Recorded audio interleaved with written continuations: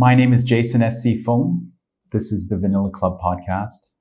Today we have a very special guest, Expat Prep, who writes on Substack anonymously and has a wonderful and tremendously comprehensive background on a lot of matters that pertain to our show, where we try to understand complexity in the world, but through a layperson's lens.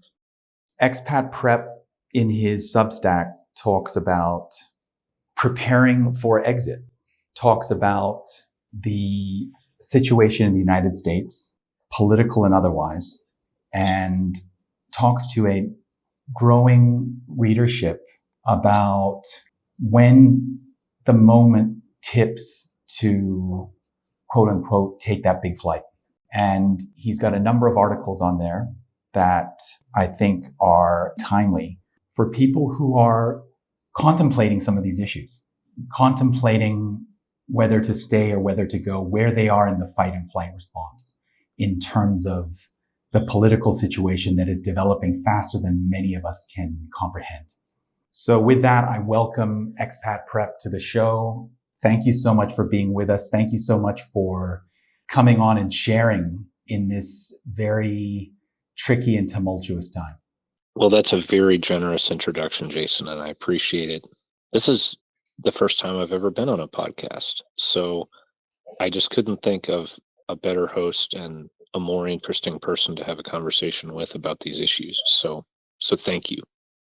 Thank you. Thank you. I've followed your Substack with a great deal of interest as you've sort of almost culminated to this Exiting Softly series. So I think in taking some liberty as the host, I want to pretend that I'm the rabbi and I'm telling you that, you know what, the United States it's the country. There is plenty of reasons to think maybe the situation could be overblown, that, you know, there's still a opposition. We're still able to have tools like Substack. There's plenty of reason to take a deep breath and say, you know what, maybe things aren't as bad as we think they are. Where does that sit with you today as we sit here? Well, the further I've gotten in my professional practice in my life, I get more and more to the standpoint that I don't like to talk people out of things. So if that was your position, I wouldn't want to talk you out of it. And I would love for the argument you just advanced to be correct. That would be the preferable argument. In a broad sense, I've devoted much of my career to ways to identify and mitigate risk. I think that the risks of authoritarian consolidation in the United States are new and significant, and it is not imprudent or unwise to begin to take mitigation steps. It's also, though, whenever you mitigate a risk, there's an opportunity cost to that. And everybody's personal situation is different. It is unique. The pros and cons of some very difficult decisions and trade-offs are going to be uniquely felt. And that's a responsibility that I take very seriously in my writing, is not to be a cheerleader for exit. It's merely to help catalyze a conversation about developing the optionality for exit. But I want to share a vignette. There were many times in my law practice where I would meet with wealthy families who were in need of the work I did. And they or their parents had not been born in the United States. They had not grown up here. They were from various places overseas that often had had tumultuous histories that involved capital impairment and repressive regimes. There were very frequently capital controls. And these were places in Latin America, places throughout Africa, in many senses, all over the world. And the reason that they were sitting in my office in the United States with enough wealth to be concerned about the issues we were focused on is because they or their parents had not put all of their eggs in one basket. They hadn't done that jurisdictionally. They hadn't done that from an asset allocation perspective. And that is a lens that I applied to looking at a range of current events unfolding this past spring. And although they are foreign to the American experience, they're not foreign to the experience of other countries at all. And the mix of, of policy approaches and range of governance choices we see from this administration, it actually rhymes with a lot of these other places and times. And I think it has a predictable array of consequences. And there were mitigation steps that these families took that actually can be repurposed and applied and used by Americans. And that's really a lot of what my site is about, is to adapt and apply those, those time-proven strategies to our own situation, which is new to us, but it's not new across other times and places. Yeah, that's so interesting. And bringing that international experience and the time dimension to it too, right? Where I know you're a keen reader of history, and that clearly perhaps sometimes too much can be an occupational hazard. Occupational hazard. It pops up in so much of your writing. So I think your readership benefits tremendously from, you helping to guide them to think of corollaries, right? Parallels in other jurisdictions around the world, contemporaneously to what we have today, and also go back in time to other examples that somehow, I don't know, I think America being a superpower, America being such a singular cultural force, it's not like if you're Swiss or if you're from Hong Kong or if you're, Dutch or, Thai, where you see yourself, as more of someone who can be subject to the movements in geopolitics as opposed to the doer of geopolitics.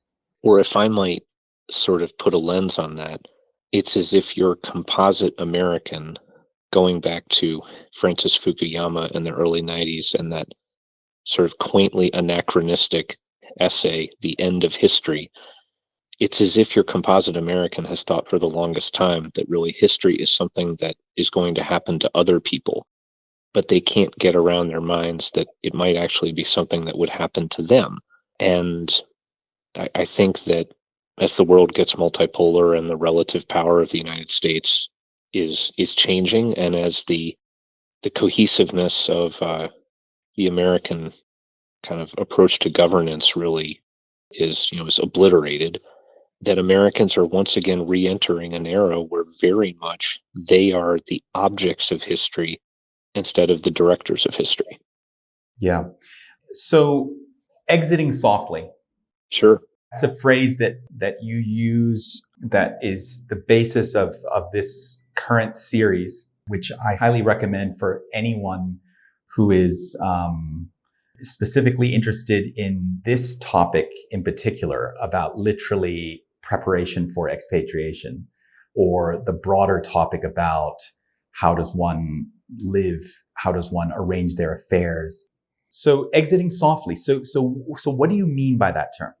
It has a couple of dimensions, Jason. The first is, perhaps my most outlandish and in some ways my favorite piece on the site has been for when you need to leave America in 30 minutes. And that helps people think about a minimum viable product for being able to exit at all. But simply because you can be leaving America in 30 minutes doesn't mean that won't have significant collateral effects. They're very negative in so many ways. I mean, an abrupt exit is very, very hard. And the opposite of that, kind of going back to the Pet Shop Boys, hard or soft option, avoiding the hard option. Well, you want the soft option. You want the soft landing. And I think the archetype soft landing would be the intentionally early retired person who has a second home in a beautiful place that's overseas, and they spend as much time there as they like, and they come and go when they want, and they're integrated into the local culture in a way that they find rewarding. They're very connected to their new home. They can contribute to it, but they don't feel like they're leaving the United States. They just spend time in two places. Instead of having their winter house in Florida, they've got their second home somewhere overseas. That would be the least disruptive that's the other end of the spectrum from when you're leaving America forever in 30 minutes. Soft exit is designed to, most especially in the phase of time where I think we're living right now, where you might decide to leave America for an indefinite period of time. You might need to, but you hope you won't need to. And a part of you doesn't even really want to. When we're living in this in-between time, what are the various preparatory steps you can take that will leave you much better off if you did need to leave, if you did decide to leave? But if you end up staying put, then there's been a controlled opportunity cost and you haven't blown up your life. It's trying to expand choices and expand optionality so that you have the choice to leave before you've made the choice to leave. And that's an important distinction. Having a choice is different than making a choice. And working hard to have a wider range of choices and have higher quality choices available does not presuppose that when you start on this process of soft exit, that you've made an irretrievable decision. I think most readers and most listeners don't want an aging 79-year-old man to be the dominant force controlling how the next several decades of their lives unfold. That's an asymmetric kind of duration matching, like long-term decision based off a short-term time horizon. So nobody wants to be yanked around by current events, but sometimes current events are going to yank you around. And when we're living in this weird state of suspended volatility about all that, you can either be passive or you can be in denial, or you can just say you're fine with whatever happens, or you can say, well, I'm very concerned, but I don't want to overreact. So what are ways that I can calibrate the choices and design of my life accordingly to improve my outcomes without messing up my life? It is not a perfect concept, and it's a concept with rough edges, but it's trying to avoid a false binary between a guaranteed stay put and an immediate exit that makes for dramatic movies, but for very messy lives. So depending on the audience member that you're speaking to, right? Because I would imagine there would be quite a spectrum. I mean, you're in the thousands of subscribers now.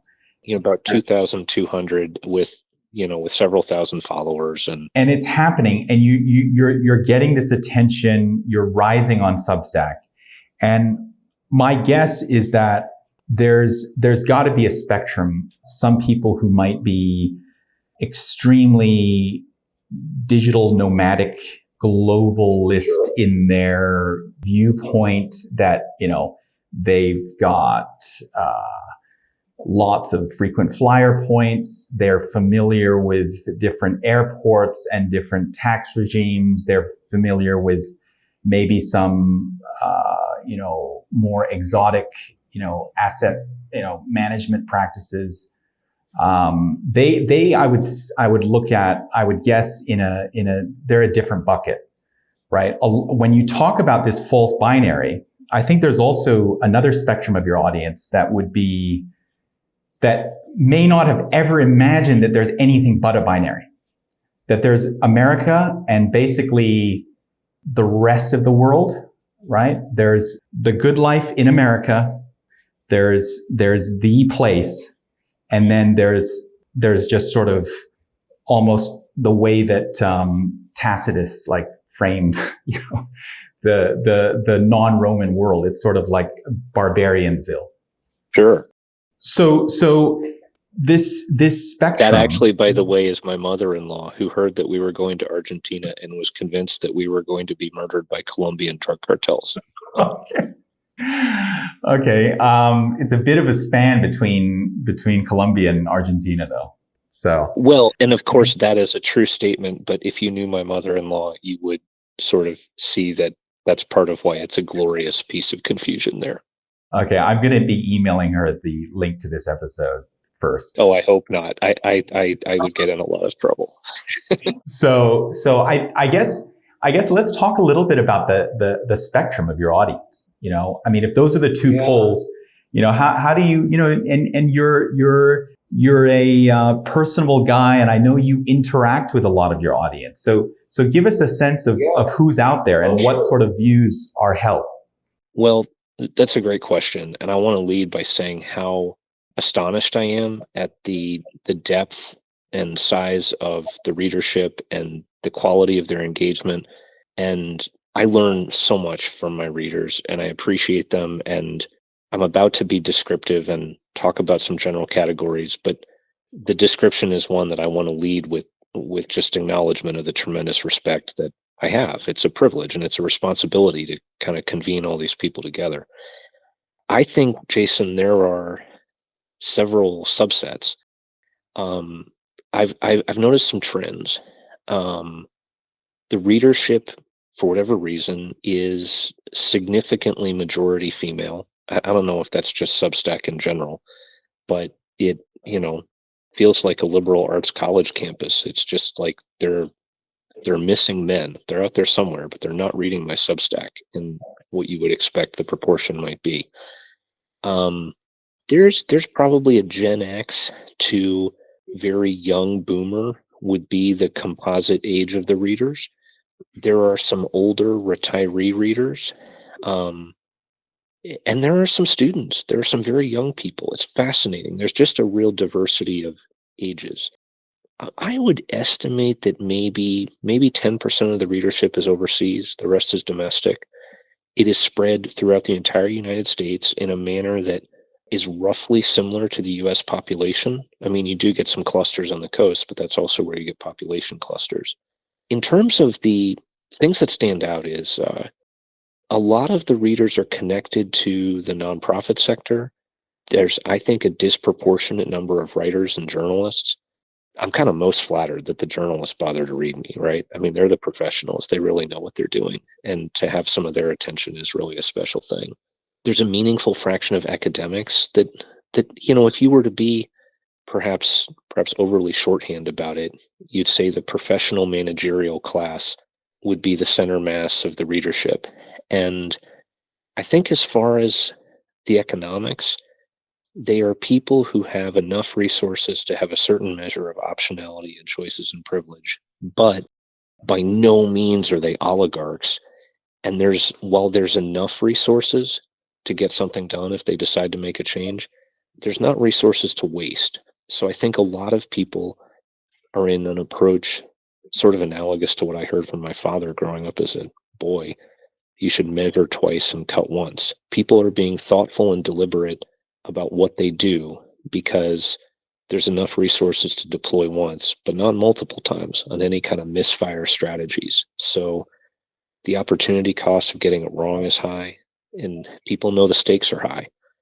And in a way, it's the most stressful way to be because people with a more limited array of resources, I think realistically, they're going to be staying in the United States. And so they don't give the issue a lot of further thought.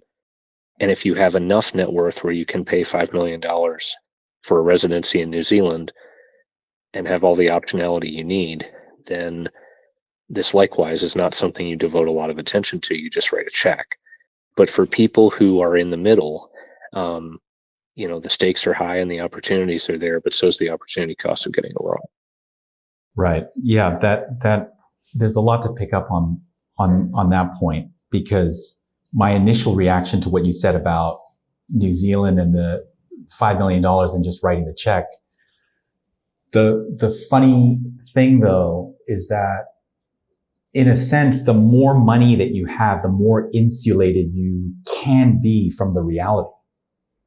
Right. I think that's very true. There are so many layers of truth there, but I don't want to interrupt the flow. Just please take that where you want to go. Yeah, no. I'm just saying that I think this is a worthwhile tangent to go with, because I think you're absolutely right about there is something almost kind of deterministic in a way that if you don't have enough resources, this is a moot point. So what's the point? It's just an intellectual exercise. If you have too many resources, then you're too invested in the system, and the system is also given you so much chutzpah to believe that you are, sort of like Mike Brock would say, capable of riding the tiger. right? That you are in the driver's seat, that you are part of the coterie of the 1% or the 1% of the 1% of the 1% who is in there in the back door with Doge and getting this secret data set of data sets and gonna do this, and then is in the ear of the power brokers and is gonna like ride off into this sort of glory. So there is something a little bit deterministic about that. I want to pick up on that, but I do want to go just a little bit on this tangent in terms of this idea of this resource trap, this wealth trap. The metaphor that I would use is, it's like when you have your SUV, you have the luxury mansion, you have every step of conveyance from point A to point B is manicured and processed. You never ever get that feedback, right? Which as humans, we need it, right? And I think this is the one thing about Manhattan, about, I can speak to that because I've lived there, is that even billionaires in Manhattan, they still get the one guy who will just yell them, you're an idiot, or you're stupid, or you're this, or you're that on the street. That even if you have point A to point B totally covered and you've got your security and you've got your SUV and this, there is still, because of the density and the urban, grid, there's still opportunities for that feedback loop to hit you in the face, right? Even if it's just verbal, right? Or even if it's just visible. But you worry about the case where it's like, Sand Hill Road, you're in Silicon Valley. It is literally bubble to bubble to bubble to bubble with zero chance for any glitch in the flow of information that is nothing but totally positive. What do you think of that? I think that's very fair. And what I have seen in my law practice over the last 20 years, kind of working in the middle of flyover America, serving the economic elites of flyover America. I've been in similar places serving a consistent kind of client for over 20 years. And I feel like I've witnessed American society corrode from the bottom up, because when you work with families, there's always, an extended relative who gets referred into you who's not particularly rich, and you end up administering an estate or doing some work and you learn about their lives. So even though most of your clients are rich, not all of them. And you would see an array of social problems and pathologies, whether it's addiction or broken homes or mental health challenges or failure to thrive, or, a sense of like young adult children who can't successfully launch in life. There's that nexus of issues and challenges. And I have seen that nexus of challenges creep higher and higher on the net worth spectrum of American society. And I used to joke in a mordant way that I started out my career as a lawyer for rich people, and I'd end up as a poverty lawyer, just serving like the same group of people. The metaphor I'd use sometime is that imagine you're on a dock set on pilings out over a lake, and the pilings are just kind of getting eaten away. They're getting eaten away from the bottom up. And at the top of the piling, life is still good, but the corrosion is just rising and rising. And I think that at an instinctual level, American economic elites know this. I don't think they believe in the future. I think there is a nihilistic scramble to accumulate as much as possible, because there's an underlying foreboding that the system cannot last and will not last. And when it does collapse, people want to have accumulated enough for themselves and for their foreseeable descendants, where even if the whole thing is messed up, there will still be enough for them. And it's like a collective loss of belief in the future that no one wants to talk about. I see it, and I think it is part and parcel of what you described, what you've seen at the very apex of the income distribution. It's the same underlying psychology and the same deep recognition of long-term problems and long-term unsustainability in the whole arrangement. But I think even if you're an individual billionaire, you can't really contemplate that you can change the whole arrangement just by yourself. So the game theory outcome is that everybody just tries to accumulate more in a mad scramble to avoid the corrosion that's happening from the bottom up. Is that not a recipe for something that would warrant a great deal of concern? I think it absolutely does. A part of my writing, I'm very interested in the idea of social capital and different forms of capital, and the idea that capital is far beyond simplistic financial capital. There's natural capital, and there's human capital and cultural capital, and there's intellectual capital. There's so many different kinds. And there's also social capital, which is this invisible warp and woof of what makes a community a nice place to live. And some of my writing has begun to explore these issues because not everyone's going to leave. Not everyone wants to leave. Not everyone can leave. And if you're going to stay behind, what kind of places in the United States and what ways of living and arranging one's life in the United States are going to do comparatively better? There's a piece I wrote that was called Choosing Your Place If You're Staying in America, that was kind of an introduction to these issues, but I think there's a lot more to be done in that space. It's such a rich topic area. There are so many layers to these questions. There absolutely are. There absolutely are. Because there's something, it almost sounds like a caricature of America. This idea that Americans believe that the future will be better than it is today. Well, that, of course, used to be the case. And maybe if we're getting literary, and I apologize for talking over, but you just catalyzed an interesting thought, which is, suppose you take The Great Gatsby, which is arguably the great American novel, and Jay Gatsby, of course, as the protagonist. And he had this sort of delightful naivete that the future was limitless and the past could be erased and the future could be written as he wanted to write it. There's that very poignant conversation between him and Daisy Buchanan and Tom Buchanan, where Gatsby wants Daisy to tell Tom she's leaving Tom. And she breaks down and says, I can't tell you, Tom, I never loved you. I can't recreate the past. To which Gatsby answers, and he protests. He says to her, can't recreate the past? Why, of course you can. And that was the core American conviction, that the future was limitless. And of course, you see the cracks around the edges in Gatsby because it doesn't end well for him. But that was still the consensus narrative. Fast forward in time 60 years and look at Tom Wolfe's The Bonfire of the Vanities, which was sort of an early premonition of the winner take all, and devil take the hindmost society where we were headed. And it's always struck me, not Sherman McCoy, who is obviously an incredible character, but his father, the Lion of Dunning-Spongea, who was a staid, normal, vaguely dull, extremely reliable, large firm New York corporate lawyer. But how that wasn't good enough for Sherman. Sherman was going to get rich or die trying.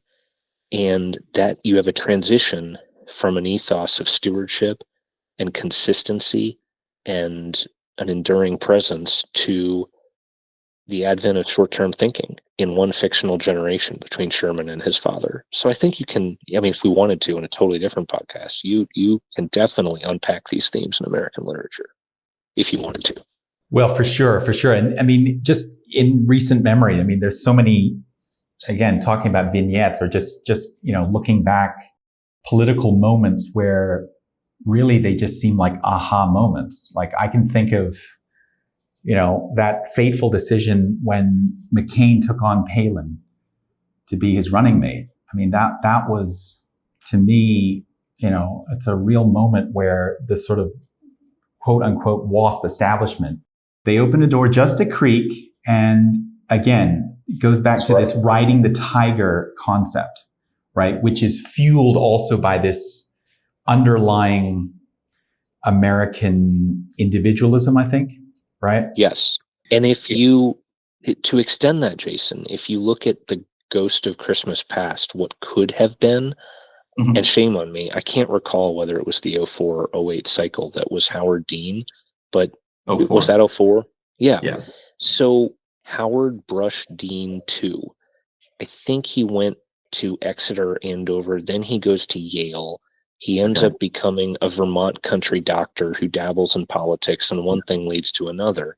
And by late middle age, he's a self-anointed tribune of the people, and he runs for president. And it's all very Norman Rockwell, and it's very noblesse oblige, and it's very noble idealism, civic participation, kind of the spirit of the 60s come to fruition.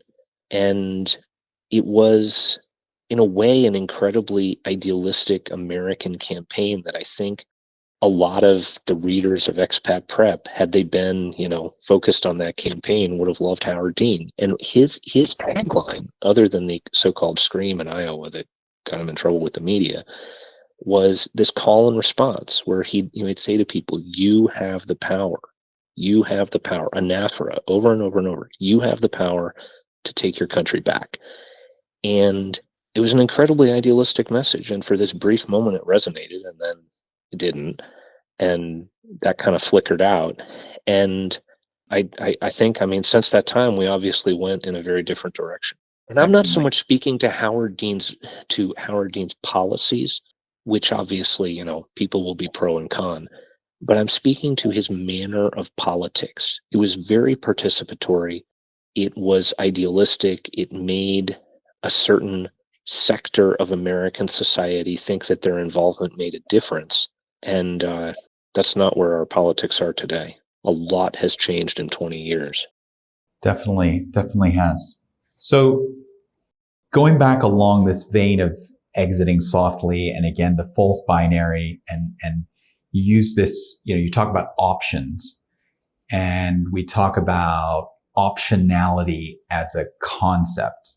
So going back to what we were talking about, in terms of avoiding the false binary, creating, in a sense, cheap options. Would you agree with that framing? I agree with that so much. And I just want to put in a nerdy footnote and then invite you to continue running with it where you were going to take it. And it is that absolutely looking at this literally from the context of option theory, where, what are things you can do to lower the cost of the option and extend the term of the option and lower your cost of carry, and sort of move the strike price in a direction favorable to yourself. And one of the core insights of academic option theory that thankfully I was paying attention this day in law school when the professors were outlining it was there is an innate raw economic value in an unexercised option, even one that is deep out of the money. And unless you are compensated for it, you should never exercise your options prematurely, because you are vaporizing that inherent value. And has just stuck with me. And I feel that in life, when you can, at relatively low cost, expand your range of choices and then be able to just let those choices simmer without having the false binary of needing to either let the option expire or be exercised, but just roll it, and basically continue to have that exposure. And then in a world, going back to Nassim Taleb, where it doesn't have a normal distribution and there are these black swans, and that the tails of the curve are a lot more prevalent than we like to think they are. Designing your array of choices to do better in a volatile environment and not rely on stability, that just gets you to a better place. So that's the nerdy footnote, but I apologize for talking over, and I want you to know. But let's, because this is fundamental. It's fundamental, and I think that this is. I don't believe in your corpus of posts. You've talked about option theory in particular, but I think this. Well, I haven't yet, and a part of that is because I hadn't found a way to address it yet that would be engaging for more than a subset of the readership. It's kind of it's an underlying theme in everything, but not one I have yet made explicit because it's not an academic blog. Right. So, but let's play with that a little bit to see if we can extract some available value to a general audience, right? And the tie-in with us as a show is lay people trying to make sense of complexity in the world. So this is highly relevant to us.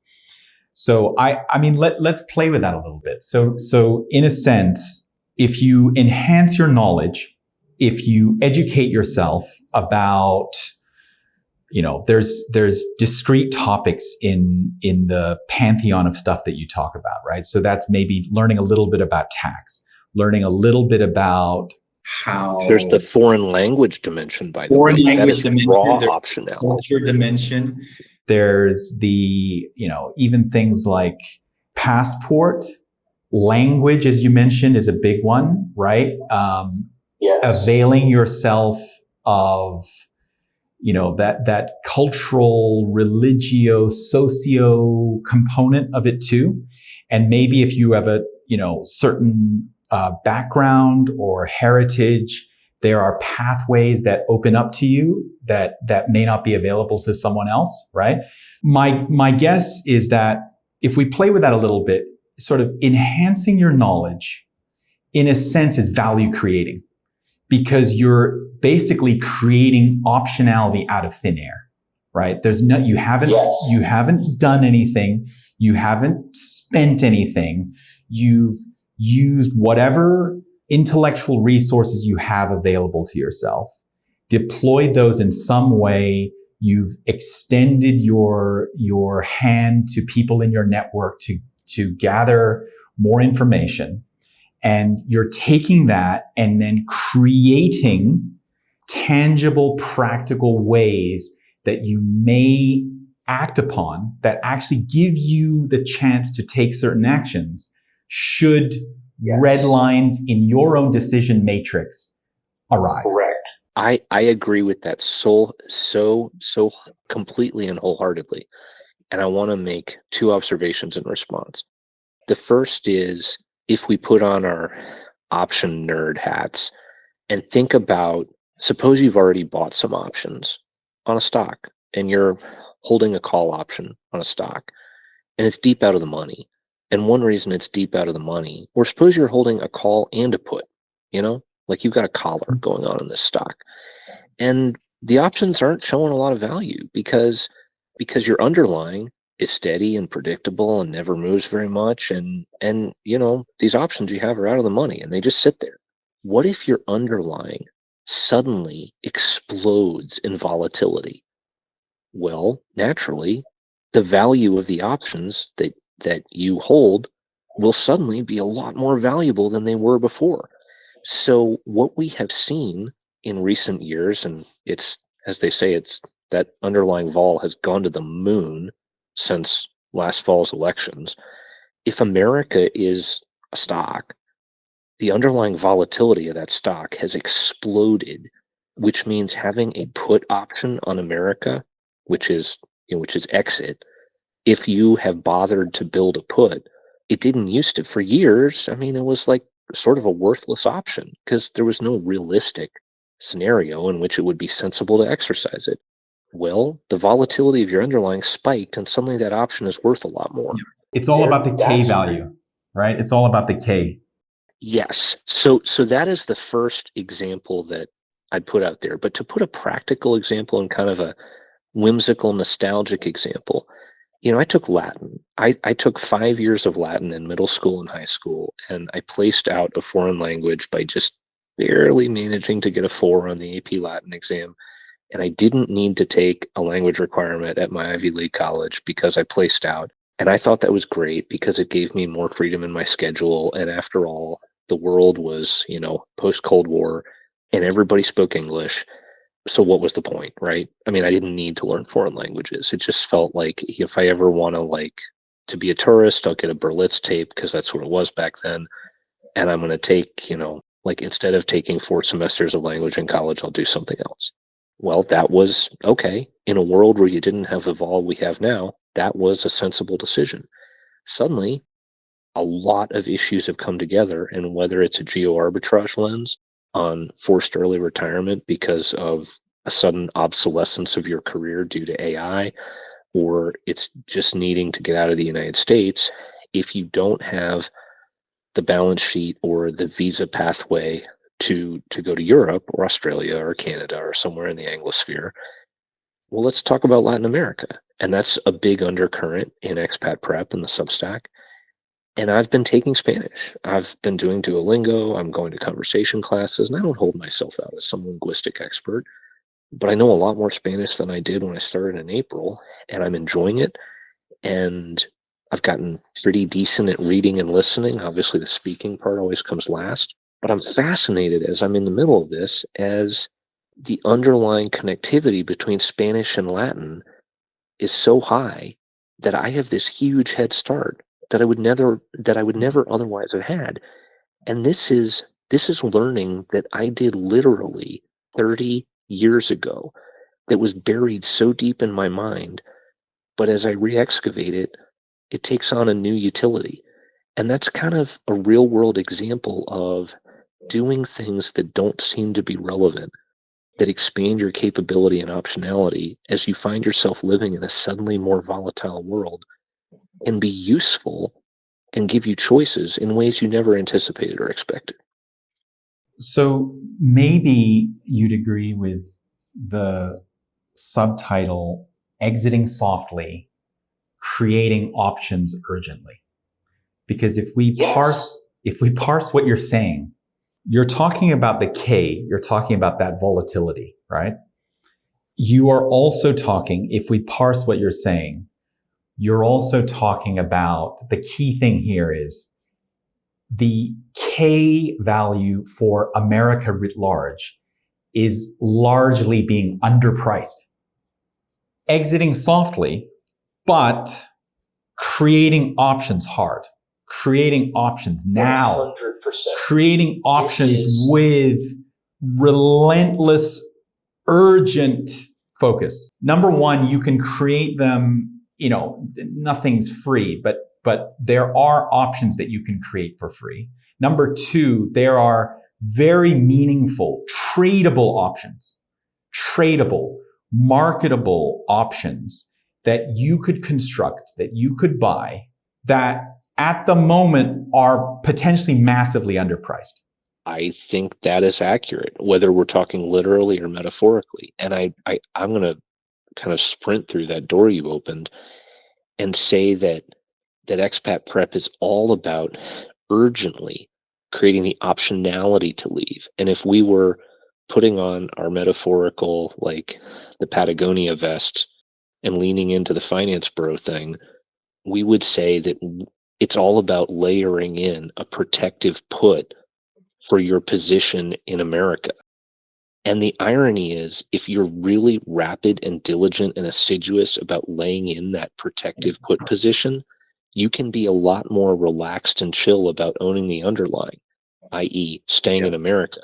Because if America blows up and kind of metaphorically goes down 35% in a day, if you've structured your put rights, if you structured your put in a correct way, then your downside exposure is a third of that. And because it means you can sort of metaphorically and literally not have to constantly have your finger on the sell button of America because you've protected yourself. And the sooner you do that, the sooner you can get back to living your life on a day-to-day basis instead of being haunted by the headlines, being a form of headline monkey. So that's just such a rich area. And I would go back to the Latin, actually. And I mentioned this in my essay, How Will You Know When It's Time to Leave America? I use, the phrase from Latin, festina lente, which means make haste slowly. And you might loosely translate it with all deliberate speed, or a related adage from the British Special Forces community, slow is smooth and smooth is fast. And that's the paradox. This entire ethos and entire outlook is a combination of being very urgent about your day-to-day deliberate, small, purposeful actions so that you can be deliberate and unhurried and as unrushed as possible about the capital BD big decisions to get on the big flight. And that's the paradox. But I think when people get comfortable with that paradox, it takes a lot of the mental load off of waking up every day in a progressively more authoritarian America. So potentially there's a twofer. There's the put on America, and then there's the call option somewhere else. There's the call on someplace else, 100%. And I'm going to take a springboard there and go back to your prior observation about the underpriced options.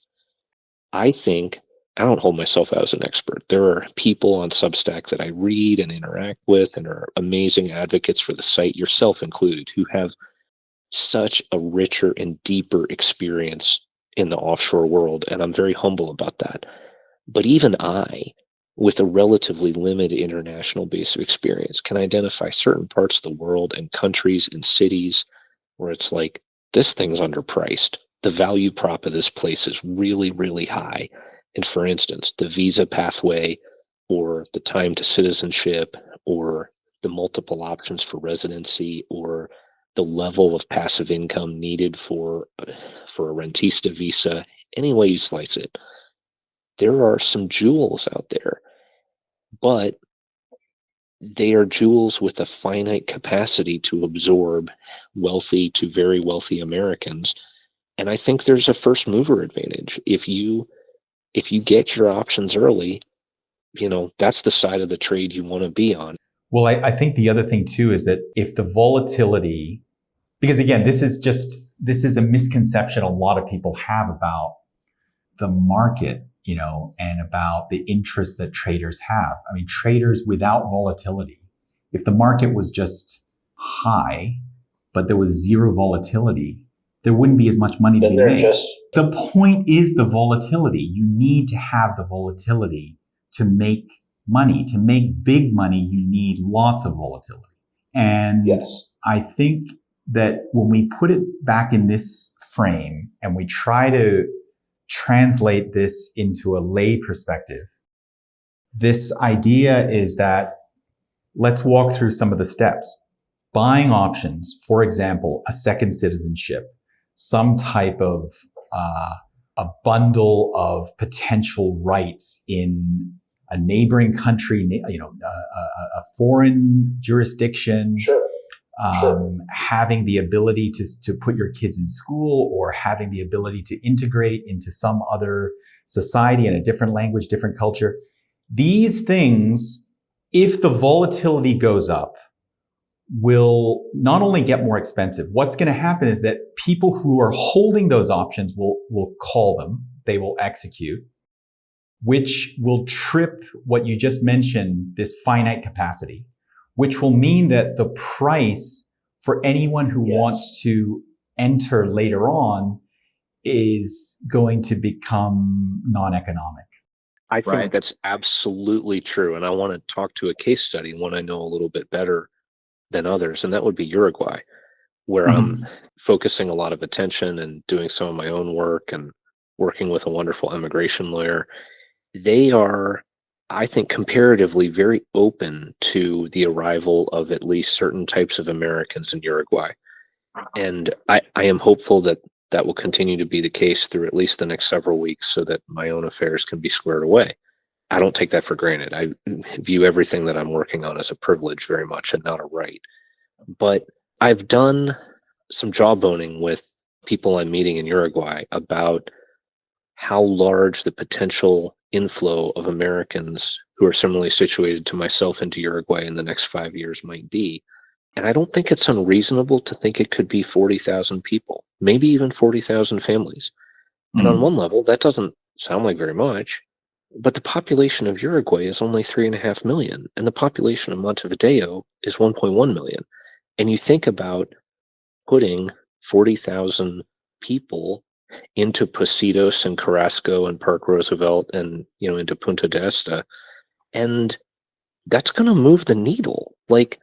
It's like any other, if you're a tiny little hedge fund, you can express your convictions without moving the market. But if you're BlackRock, that gets a lot harder to do.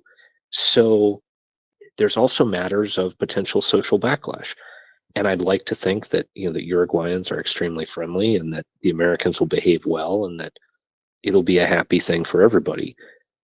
I think that versions of that may be what unfolds. But you look at other countries, for instance, Spain and Portugal, where the inflow of the wealthy foreigners had kind of aligned towards various kind of real estate sort of visas, moved the real estate market enough where it became deeply unpopular with the locals. And those visa pathways are being markedly constricted. So it is, I think, a form of complacency and maybe even low-grade arrogance or obliviousness to assume that the opportunity set that exists today is not dynamic, and not dynamic in a potentially unwelcome way, where even as few as 6 months, 9 months in the future, the opportunity set you have, the inherent optionality available for you to choose among today, I don't think it's going to be more. I think it's going to be markedly less 6 to 9 months from now, let alone 3 years from now. Although I'm not a cheerleader for exit. I think the costs are profound, and I don't want to be an irresponsible advocate for anyone else to make change in their lives. When I say that, I mean get on the big flight. That's a very deliberate moment. But I do advocate for people developing this optionality. Yep. Yep. And again, I think that's also informed by your knowledge of the market pricing right now, right? If that picture changes, you may have to withdraw that statement. Yeah, I think that's interesting. Say a little bit more about what you mean by that. No, but what I mean is that I think that statement that you say is, it bakes in the current market pricing for the options. But let's say we have a scenario where the buying power of the dollar drops, right? Bingo. And like let's look at a few of these scenarios. Let's like go back to the Hell Valley, that amazing piece. Yes. Where can you believe? Can I tell you? I met Biff. I think he passed away recently. I met Biff at the Hong Kong premiere for Back to the Future 3. Can you believe that? I went to the premiere of Back to the Future 3 in Hong Kong and I met Biff. I think that's amazing. And I only have a 5% as cool Back to the Future story, which is round about 2013 or so. I was just walking around in my day and I saw a DeLorean parked, a real DeLorean, a time machine DeLorean, just there. And I thought to myself, this is a signal that the space-time continuum is converging in some unexpected ways. I need to go buy lottery tickets immediately, which I virtually never do, right? When I want that kind of rush, I go trade options. But I did go buy $50 of lottery tickets that day, and I did not win Powerball. So it only went so far. But I do want to thank you for noticing and enjoying the Hell Valley piece, because it was one of my favorites. It's not one that's gotten a lot of traction amongst readers for whatever reason, but I loved writing it. I just had a lot of fun with it.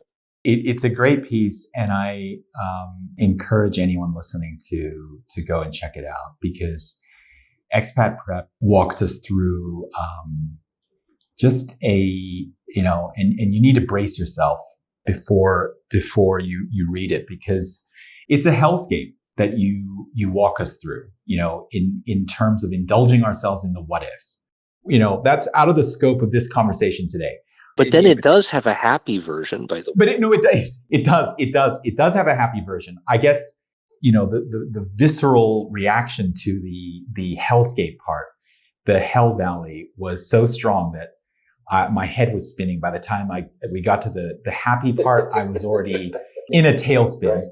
And I just want to follow up, because you asked me sort of to follow up on the idea of the market pricing, right? So if we just imagine a few of these like building block scenarios, purchasing power of Americans goes down, anti-Americanism goes up. The willingness of the administration to essentially sabotage would-be leavers, would-be exiters, could go to 100 points. It could go 100%.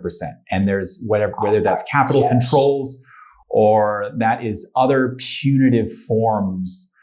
There's a number of different levers. There's a number of things, even without as fertile an imagination as yours, to imagine that could be deployed against somebody who falls out of favor of the current flavor of the political cycle.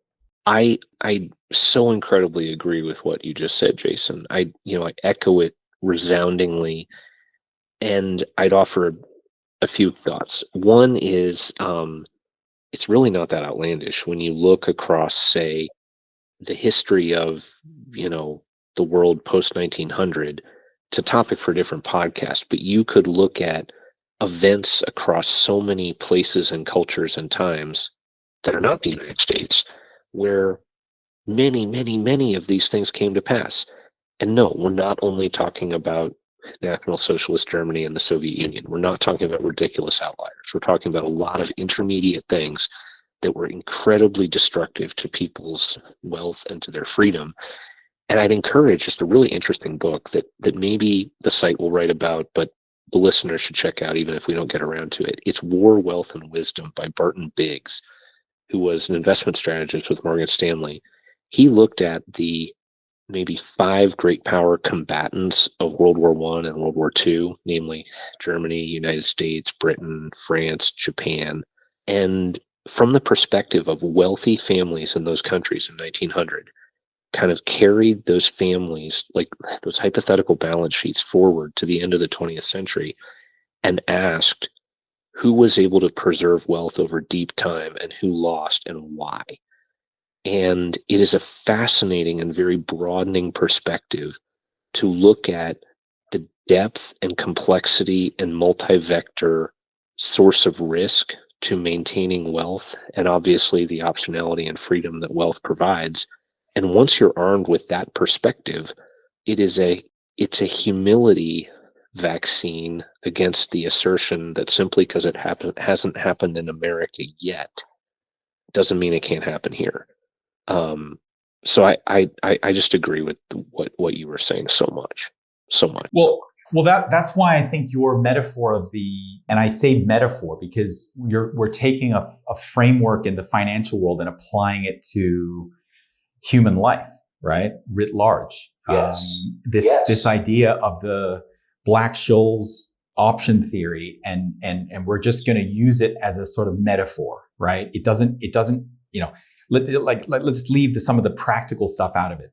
But I think it's a really helpful framework to utilize because it helps us understand that even if something is totally outlandish, right? Totally outlandish, there's still an option you can create for it. And I think that is that's a great way for somebody to think through some of this stuff. So it's totally out of the money, right? Some type of catastrophic drop in the stock market, right? Or capital controls, or some type of, invocation of the Insurrection Act.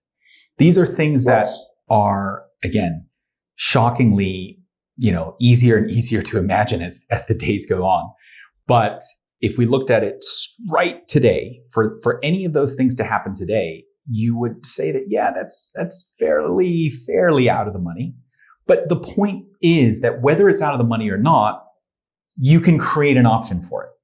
And if the price is low enough, this is why I think I really connect with what you're saying, is that in the absence of actionable information, you can still create an option. Yes, I so agree. And I feel sheepish because I can't remember the name of the principal investor behind Universa Investments. Do you know his name? Taleb and Spitznagel. Yes. Okay. So I was thinking of Spitznagel. Mark Spitznagel. Yes. And there's been some wonderful material written about him and Taleb and their work at Universal. And it not only is it relevant to finance, it's really relevant to life.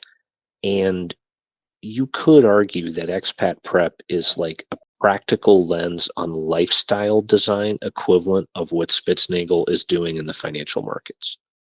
It is sort of identifying what are moves and choices and design features you can build into your life with a low enough cost of option that even though these scenarios may not come to pass, the option cost is really not a big deal.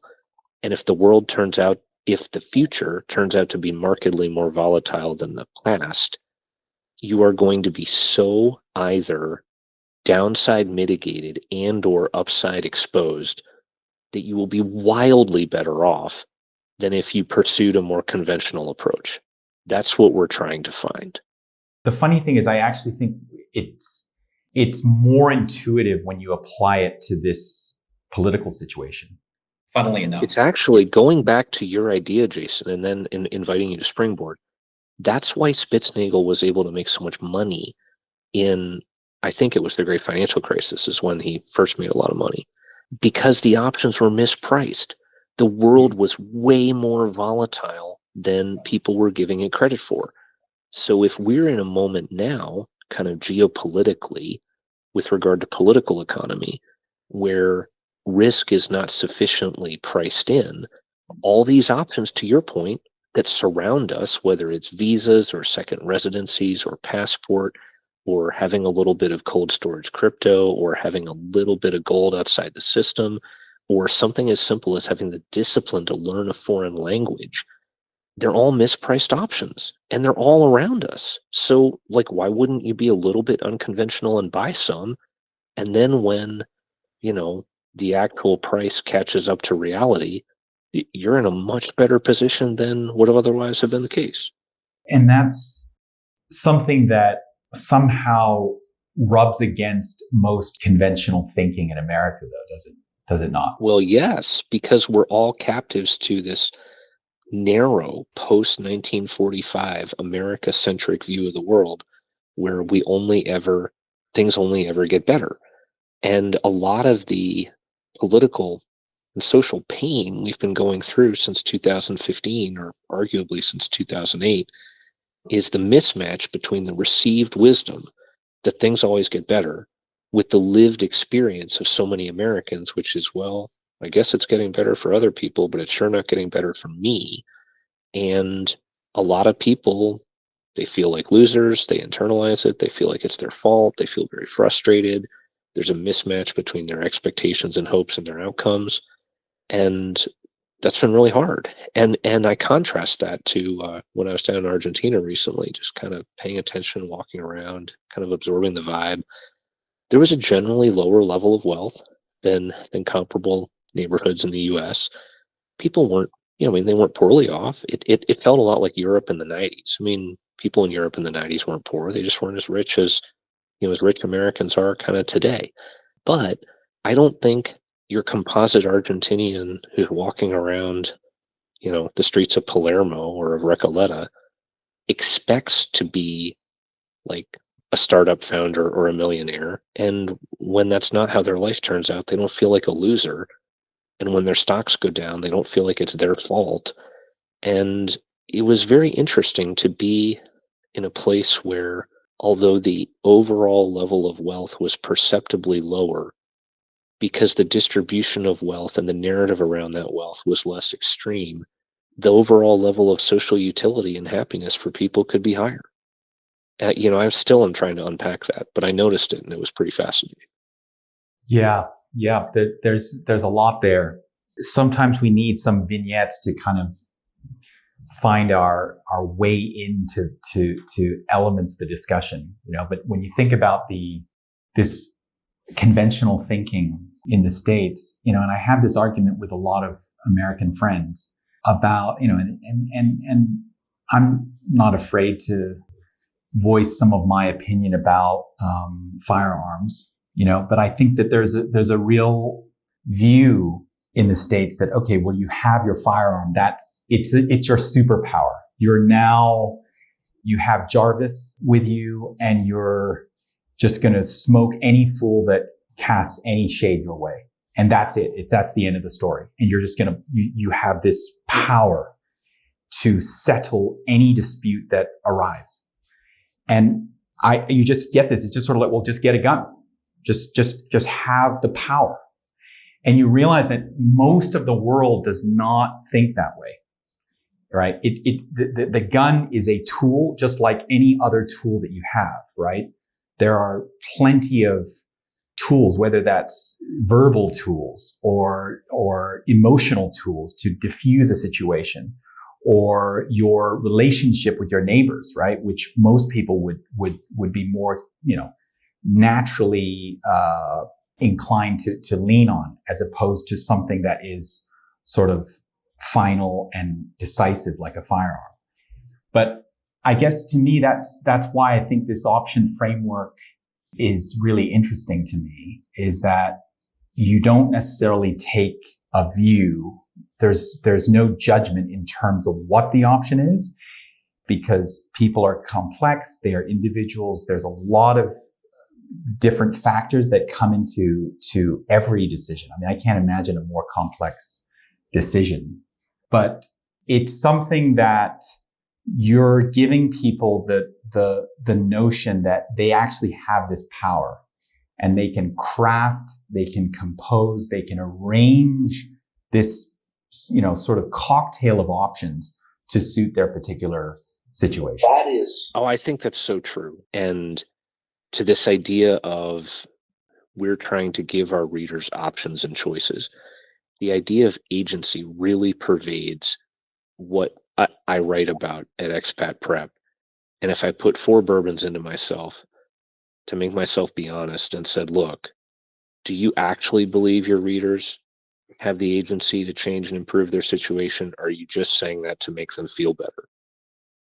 I'd say, well, there's a little bit of both, right? I mean, there are some strong forces arrayed against the idea that people have agency. But I believe 2 things sort of simultaneously. The first is each of us does have a tremendous amount of agency, and much more than we may think we have, to consistently and to purposefully and meaningfully improve our circumstances and options and choices. And I also believe life is more fun and meaningful and hopeful when you act as if you have that agency and optionality, regardless of how much precisely you do really have. You sort of live as if you did have the optionality, and then the optionality will somehow come into being. It's this sort of synergy between hope and reality where you can't have one without the other. But that's the point of what we're doing, is trying to connect and to reconnect people with their own agency and short circuit the doom loop from the news, and to, and a lot of this, when this ethos is applied correctly, there's so few ways in which you're worse off for undertaking it. For me, I think about, what's my desired perfect outcome would be that magically somehow, and I'll save the vignettes for, like, you want vignettes, go back and read the essay about Biff Tannen. But somehow the authoritarian moment in America pops like a bubble, and it goes back to normal, whatever we consider normal to be. Pick your favorite decade. And I can retire in my early 60s and spend 4 or 5 months a year in Uruguay and love it and enjoy it and be connected to friends and people and culture. And I can spend lots of time in the parts of the United States I enjoy and be connected to friends and people here. And I'll look back on this like, what was I doing during America's authoritarian moment? Is that the same options that I created to deal with a bad case, a worst case, was the same set of baseline foundational work that caused me to have this really nice outcome when bad things didn't happen. It's a classic case of so little downside and so much upside across a broad array of outcomes. And it's a more hopeful way to live. And right now, I think we all need a little bit of hope. I know at least I do. I concur with that. And thinking about some of the decision frameworks. So if somebody's listening and they feel some trepidation about where things are headed, and they're, new to Expat Prep, and they're, searching, and they are listening, and they're scrambling to sponge up as much information as they can. For someone like that, my guess is that this sort of decision framework is something that they might struggle with, and there's so many different decision frameworks that we could use, right? That we could just, look at and kind of reflect on. I think one, for example, would be the one that pilots use, where they have this metaphor of breaking the chain. Most air accidents are not single events. They are compound failures, right. Cascading failures. Correct. So you're trained to break the chain. So, oh my God, you've got a bird strike. Okay. Now reflexively, I'm shutting down, this left engine, right Correct. Engine. I'm now doing this. I'm doing that. I'm contacting tower. Whatever you're doing, you are taking a series of corrective measures in response to the first thing that may not have been fatal itself, but clearly has a chance to lead to the 3 or 4 things down the line that could be fatal, right? So there's this sort of breaking the chain metaphor. So applying that to the subject at hand, perhaps it's sort of, you see something happening, or you see somehow your rights, your sort of guarantees that you see that are bundled up in citizenship being encroached upon, being somehow compromised, and you break the chain. You do something to prevent the next thing from happening, which may be 3 things away from being fatal, but you're creating this discontinuity of bad things happening. I just think that's a beautiful metaphor, and I'll kind of receive the serve and return it back to you by saying that, to our earlier conversation, the world is becoming so much more volatile, and the lived experience and the potential future prospects and outcomes for Americans, particularly moderately wealthy Americans, have become dramatically more volatile. And the risk management lens that underlies Expat Prep is, let's think rigorously about the kind of events that could zero you out, that could deeply impair your human or financial capital, or your freedom of mobility, or other aspects of your life that are important to you. And there are new risk vectors, and we're not talking like an asteroid strike or, a dirty nuke or something like that, all sort of lurid kind of doomer 101. This is much more, mundane stuff that has a profound impact, like extreme tariffs, or the arbitrary revocation of passports, or the advent of capital controls. I mean, I could go on. And I'm trying to approach my own decision making. And actually, one reason I started Expat Prep was I just wanted to bring order to my thoughts. I was trying to evaluate and analyze and respond and adapt and mitigate to everything I was seeing happening. And I thought, I've just got to organize my thoughts. And if there's no better way to organize thoughts than to write. And if I am writing, why not share it? I might connect with some interesting perspectives and learn stuff. And boy, has that happened. And it's kind of taken on a scale that I never anticipated. But the underlying idea has been one of epistemic humility. At Expat Prep, we do not try to optimize only for one forecast of the future. We're always, the future is inherently unknowable. It's maybe more unknowable than it's ever been. And it's not just the explicit assumptions. We all carry around a lot of implicit assumptions, Jason, about the way the world will be in the future. It's quite possible that we're wrong about those assumptions. And I'm trying to minimize the number of assumptions I'm making in my life that, if I'm wrong about, will wipe me to zero. And that's why I'm relentlessly trying to build optionality and redundancy across the financial and the geographic and the jurisdictional and the linguistic, even, foundations of my life. Yeah.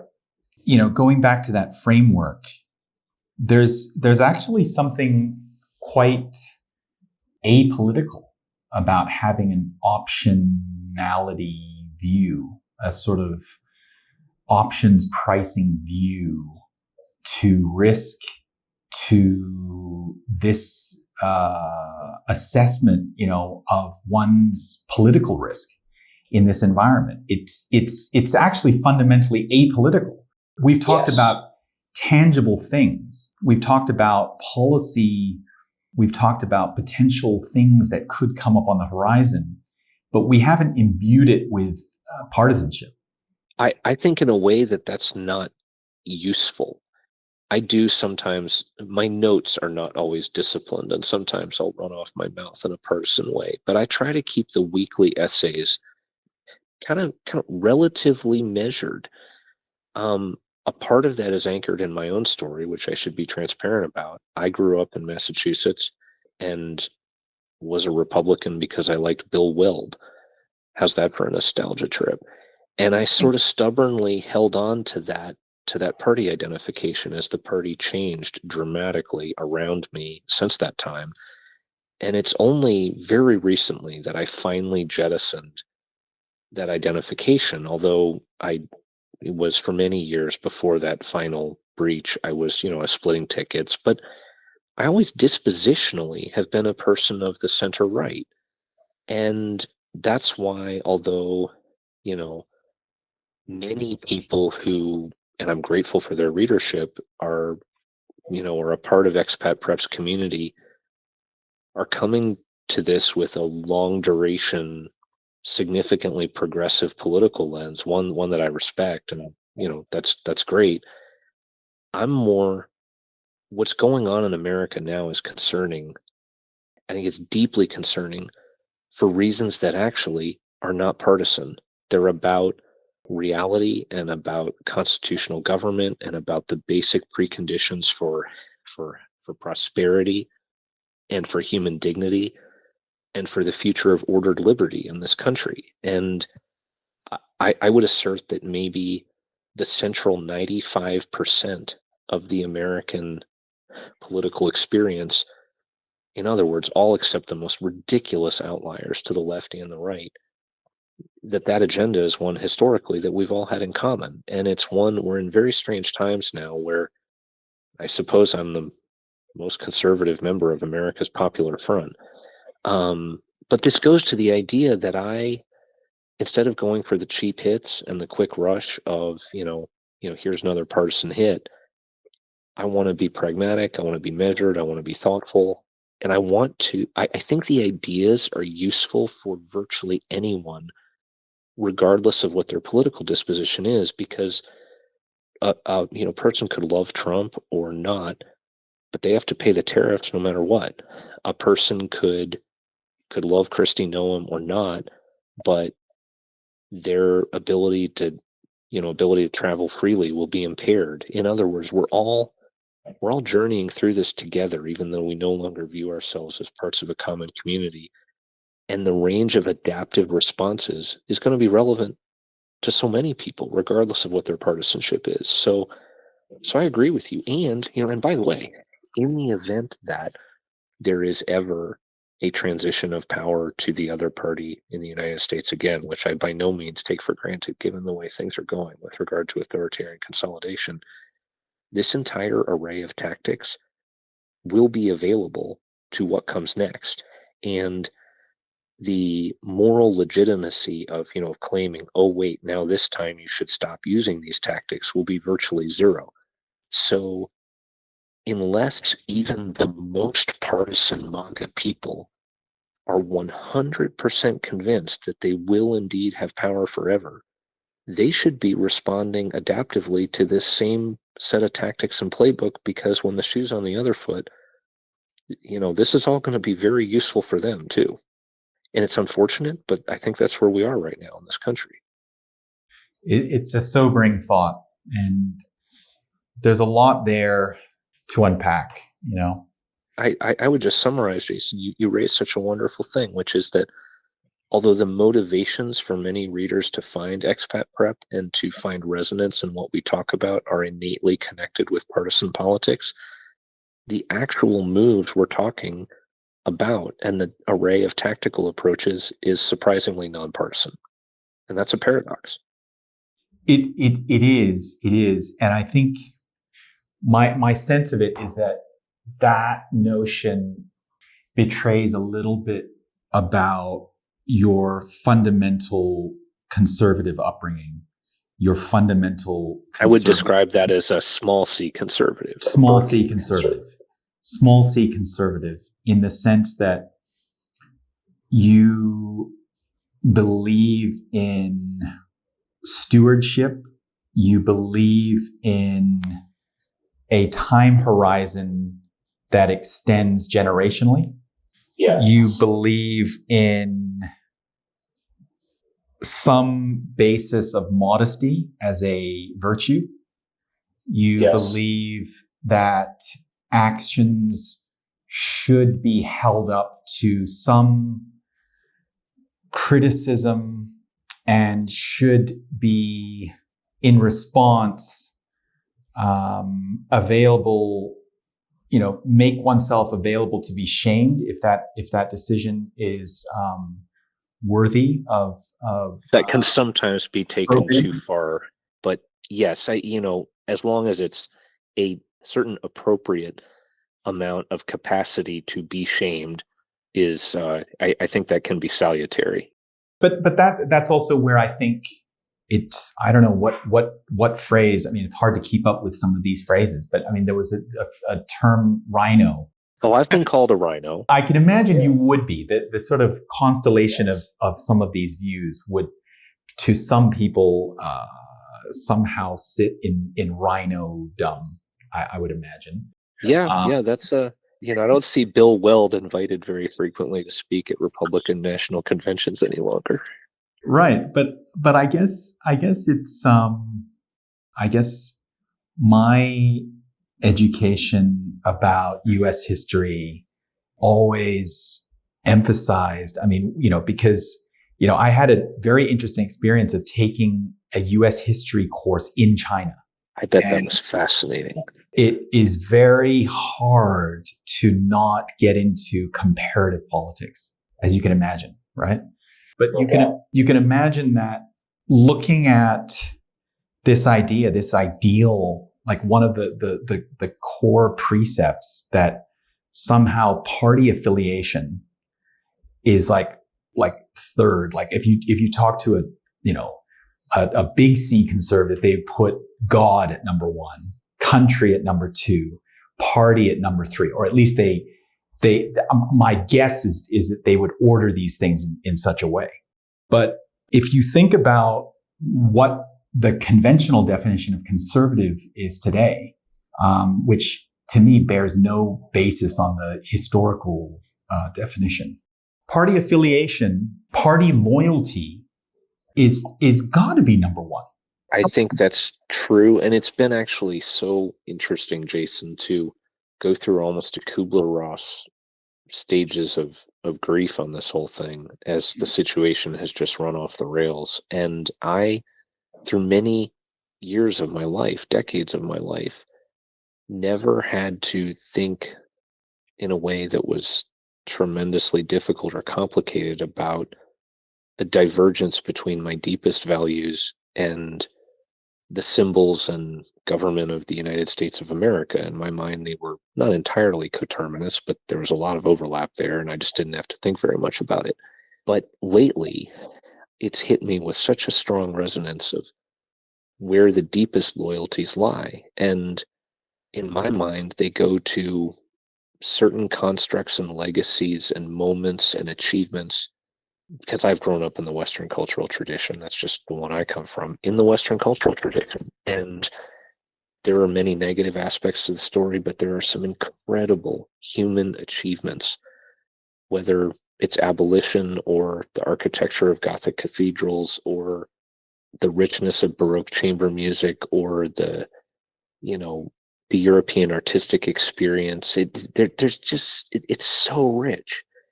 And it's been an ultimately very hopeful story that has done tremendous things for the people associated with it. And I've realized that if there comes a time where the regime in control of my country is no longer advancing the underlying tenets of that civilization that embodies my deepest values, then I have to be sort of a passive neutral and stand aside. That I'm not going to let a false or superficial loyalty divert me from what my deepest values actually are. And that has been an alienating experience, kind of an estranging experience, but also a rich one because I've had to think deeply about what it is that I value the most. And I'd like to think that the readers of Expat Prep all have things they care about tremendously, whether it's American people, American places, American terrain, American communities, moments or people in American history or culture that, in the midst of our deep concern and in many instances revulsion about what the regime is doing, we still love those aspects of America.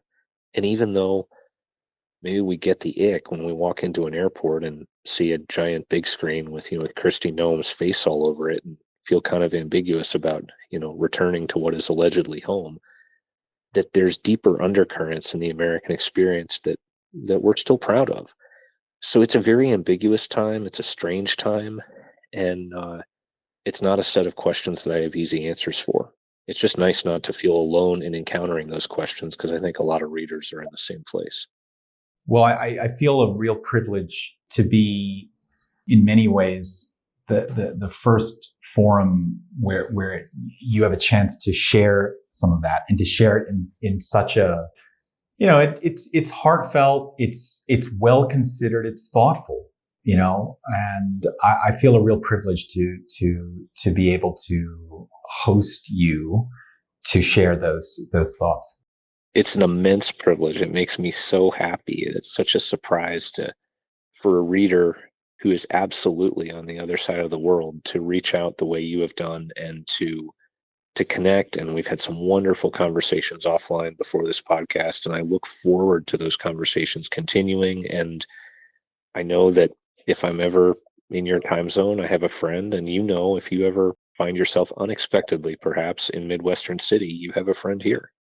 In Midwestern City, or who knows, Montevideo, maybe. Yes. Yeah. I mean, different hemisphere, but full of some tremendous opportunities to enjoy ourselves. So riffing on what you just said, I mean, so what do we give up?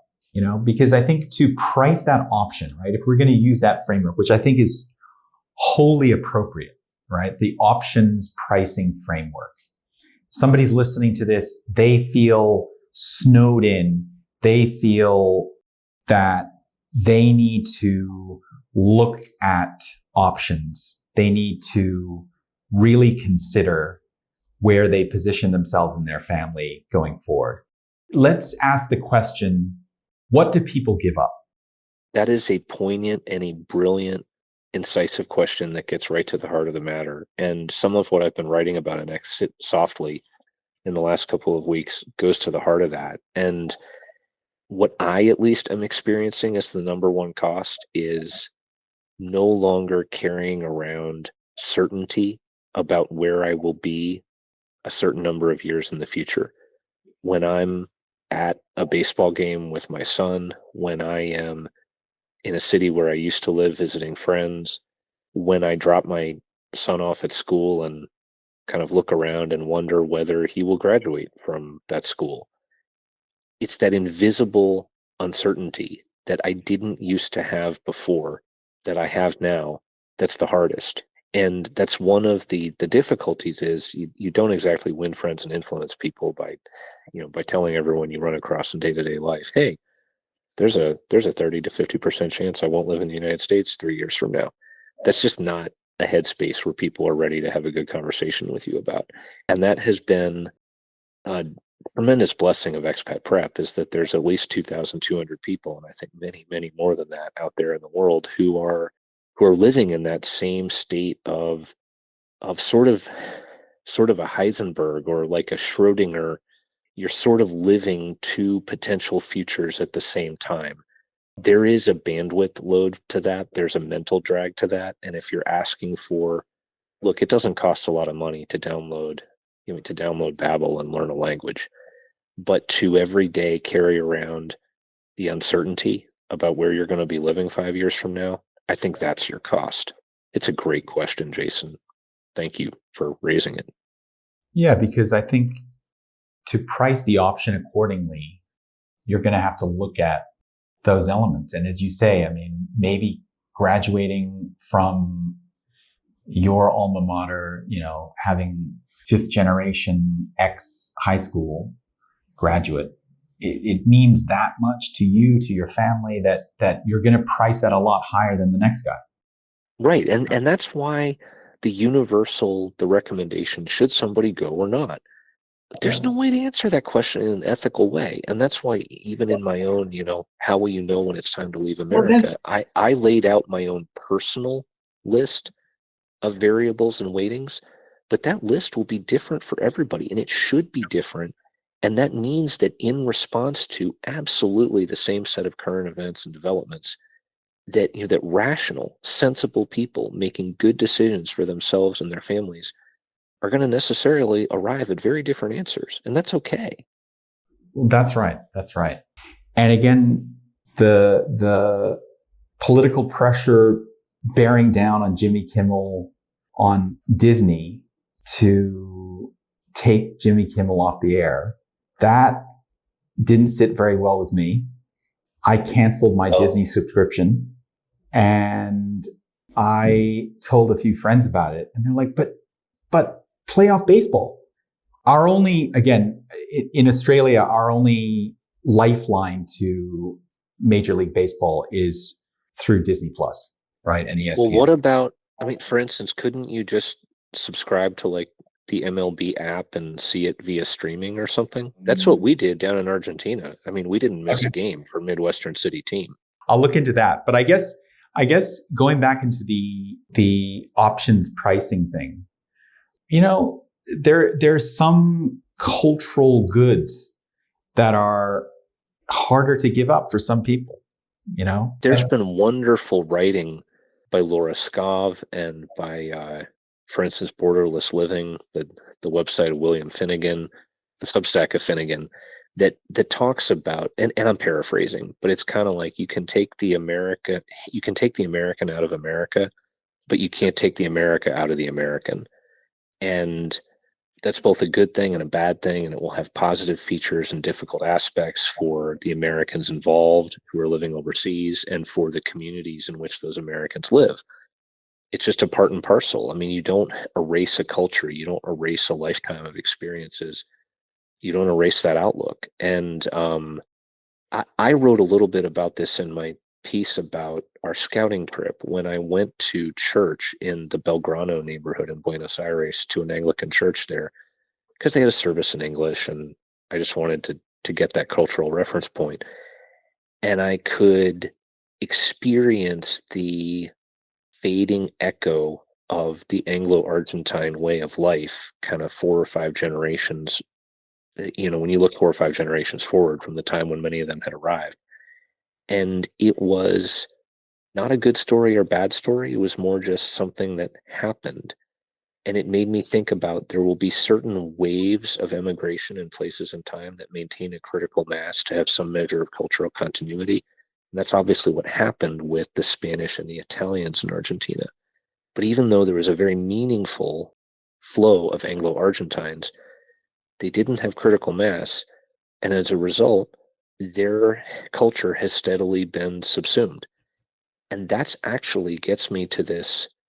If I were single, not married, and didn't have young EP in the equation, I think I'd already have left, because I'm not particularly materialistic. And although my economics will only carry me so far, there's ways of designing a life in the Rio Plata that, I'd love to have continuing work opportunities or remote work or consulting or whatnot if I moved. But even if I didn't, the economics would still be fine. And I'm really allergic, it turns out, to living in, in a dictatorship. So I would just go. I'd be very comfortable with that.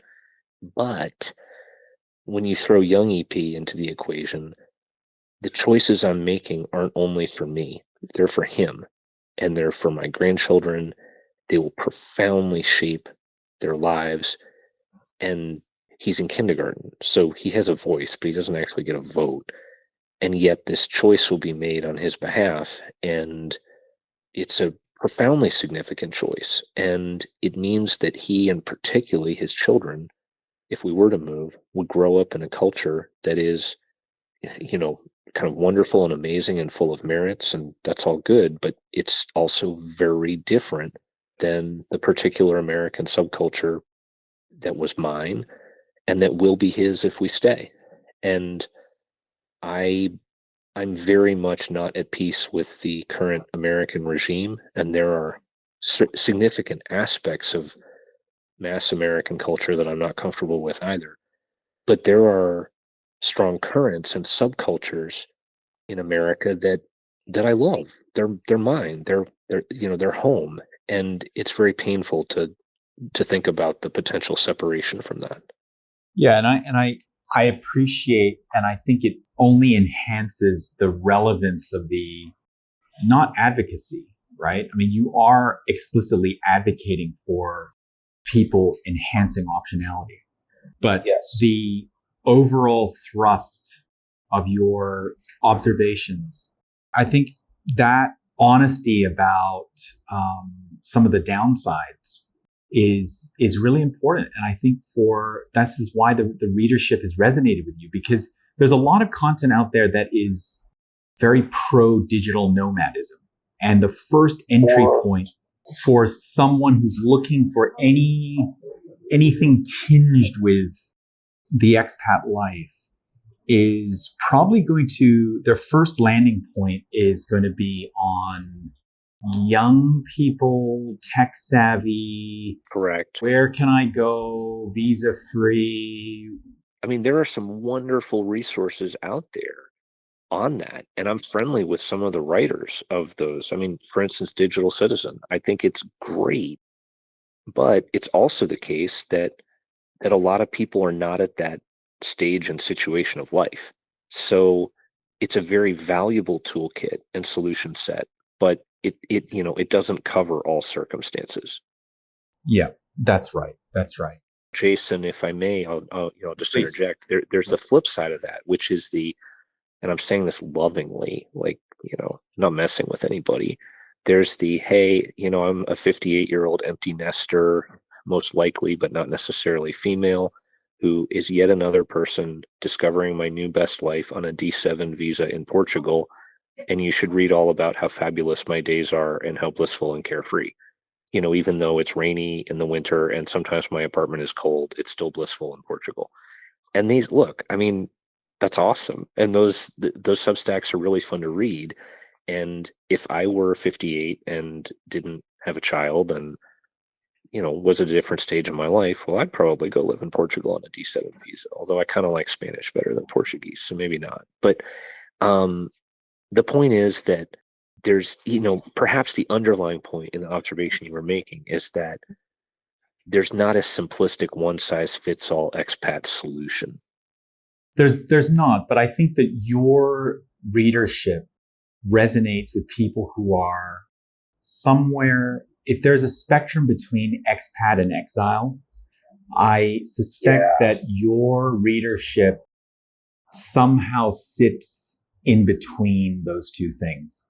I think that's a really interesting insight, and I hadn't thought about it that way, but I agree with you.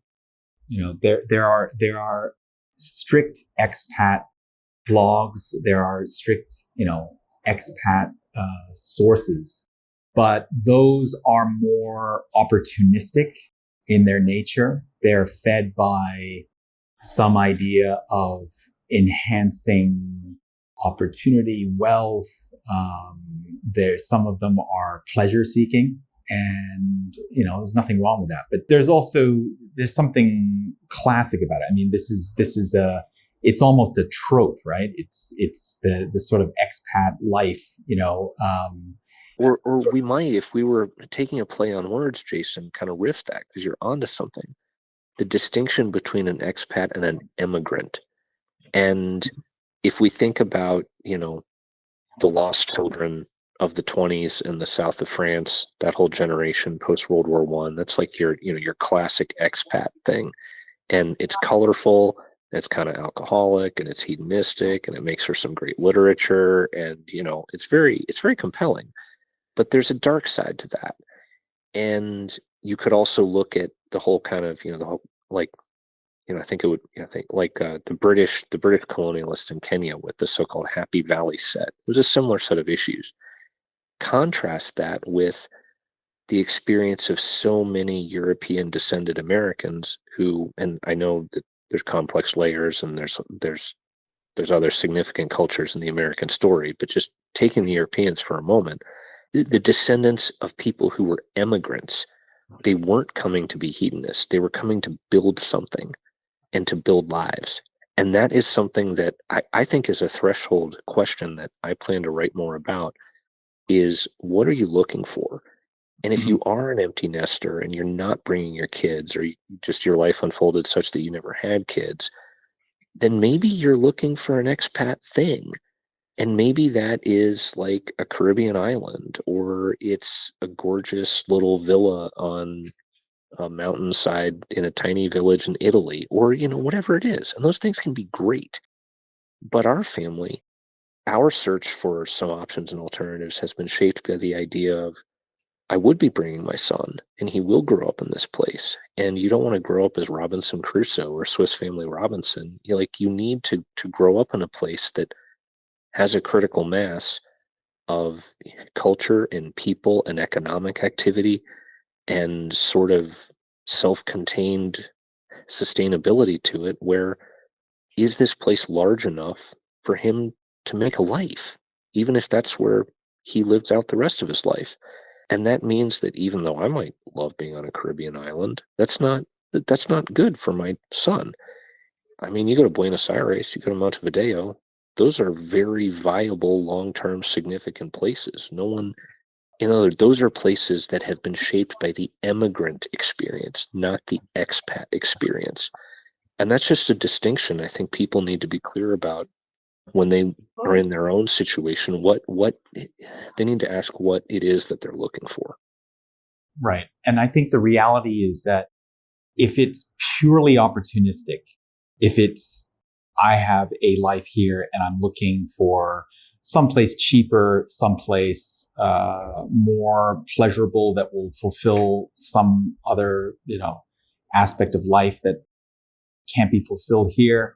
I don't know if they're going to resonate as much with what you're talking about. I do think there is some concept of duress that is driving these eyeballs, right? People feel something. Oh, yes. There's something primal that tells you that something meaningful is not the same as it once was. You can't fully formulate where what happened, how it's different, and how it might practically have some impact, but something is different. I mean, there's a, you could give us a legal definition of duress. In a lay perspective, I would just put it as time pressure to do something in the face of a changing risk profile. That's absolutely true. This is, there's a lot of urgency. There's a lot of concern. There's a recognition that the stakes are really high. There is not a recreational vibe about what I hear from my readers at all. In fact, very much to the contrary. Mm-hmm. Mm-hmm. So, I guess one thing one thread I wanted to pick up on is when will you know it's time? You're asking the $1 million question. Because if I can just say, right, I think I sense a paradox in the sense of if you have the luxury of being picky and choosy about where you go, you're actually betraying the fact that maybe it's not urgent enough for you to do anything. Maybe that your paralysis of analysis is comfortable enough that you could kind of go on kind of indefinitely before you were pushed to actually make a decision or to actually draw the line. Like you're Obama in whatever it was, 2009 with the Syrian red line. Yes. I think you've hit on the paradox. You've appropriately, there's an underlying challenge. There's an undercurrent of kind of jousting and challenge there, and it's all really well taken. I don't have simple answers. in some ways, I have a multi-layered approach. First of all, my family, we are metaphorically ready to leave in 30 minutes. We are. Mhm. I mean, we wouldn't like it and it would be messy and it would be the hard option, but we could 100% do that. Mhm. And under conditions of, say, canceled elections or, our military occupation, etc., um, then, I have no doubt we would exercise that option. And then on some random Thursday morning, there'd be a different post on Expat Prep. It'd be like, hey, we're in Montevideo now. So our coverage will be a little different going forward. That is, it's also the case that I am working very diligently to finalize some visa situations and, you know, to have the paperwork all sorted out. And because that hopefully will be sorted by the end of this calendar year, kind of like, well, you know, maybe I am deferring things, but I'm not deferring things for 2 years. I'm deferring things for 10 weeks. So kind of whatever. And if we had to just get on a plane and fly to Heathrow and hang out in Britain for a while we waited to sort things out, we'd do that. So the larger challenge will be once the visa stuff is buttoned down, that begs the question, well, if you could go, then why aren't you? And I don't have easy answers to that. I admit that it's paradoxical and it leaves me open to challenge, whether a friendly challenge or a hostile challenge even.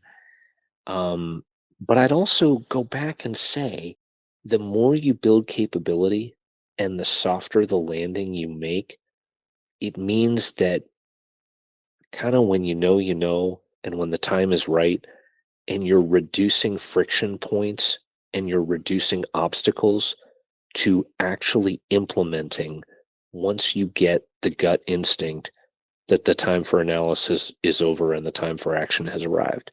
And without getting too in the weeds about current events, we've seen the meeting that's been scheduled of the entire kind of senior officer corps of the American military that's happening in the next 4 or 5 days. And if one were to put on the tinfoil hat, you could forecast some outcomes unfolding from that meeting.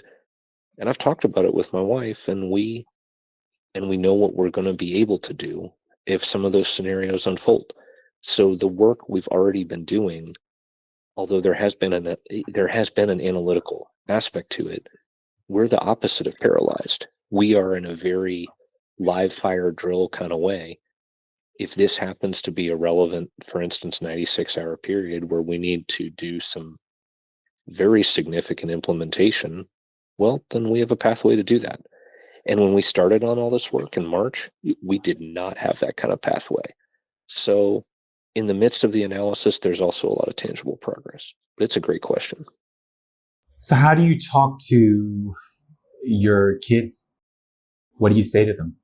Uh, we don't have a perfect playbook for that with our 5-year-old. A part of that is because a 5-year-old will just say anything. And, once you tell a 5-year-old something, well, then everyone else is going to know it. And so we don't tell him things we're not ready for everyone to hear. And I don't know. I think that conversation is really different with a 5-year-old than it would be with a 10-year-old. But he's not 10, he's 5. Yeah.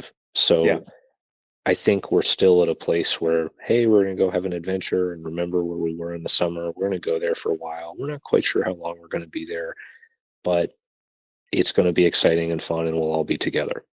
And I think, like, okay, that's all right. And then you tell them, for instance, well, like, you'll still be able to watch every baseball game from Midwestern City. Well, then that's okay, right? Um, but as your child gets up in age, the conversation gets a lot different, and I do not have easy answers for that. Well, it'll end up being in Spanish, right? It will be, and in fact, we have normalized the idea of Spanish. We got some Really? elephant. Yes, we have gotten Wow. some actually. There are some elephant and piggy books that are that are ubiquitous and well loved in English that also have exact counterparts in Spanish. And our son was actually frustrated with us when we started speaking a little Spanish around the house and told us to stop because I think he thought we were making it up. But then we sat down and we sort of simultaneously read, both mom and dad next to him, the Elephant and Piggy book, like page by page. It's the same pictures, same narrative, first in English and then in Spanish. And the light bulb went off and he realized, well, this is a thing. And then we're in Argentina and he realizes, wait, like, everyone's speaking this thing and my parents aren't making it up. And now occasionally, we speak a little Spanish and he will use some phrases, and that's a way to do it. And that's also why that, like, the scouting trips and recurring scouting trips that become the exploration trips and the acculturation trips and the embeddedness trips, it's so important. If you become the kind of family like, hey, we spend significant time every year in the Rio Plata. It's just something our family does. And we, in very halting ways, very humble about our limitations, are a family that is learning Spanish. It's just something we do. Well, then if we change the ratio and the allocation and the tempo and the intensity of what we're already doing, it's a lot less weird than if you were starting from zero. I mean, I think that actually, that's a great answer, because it says that there's groundwork that you can lay that's like super simple, right? I mean, and again, whether you exercise that option is another matter. But if you're laying the groundwork that has dual use, a lot of people don't realize this, but the US it has the fifth highest number of Spanish speakers in the world, right? I mean, in fact, I would be surprised if it's not higher than number 5. 50 million people who speak Spanish. I mean, the number of people who speak it as a bad, like, you could include me as like a terrible third language, would be basically half of America, right? But actual people with Hispanic origin, right? And that's, again, a loaded thing, because Hispanic is not racial; it's a cultural. It's become so politicized, obviously. But however you slice it, it's a massive, massive percentage. Right. And that's why, for instance, to just your point, Jason, if we stay, there's zero downside and only upside to having more command of Spanish. That's right. There's literally no downside.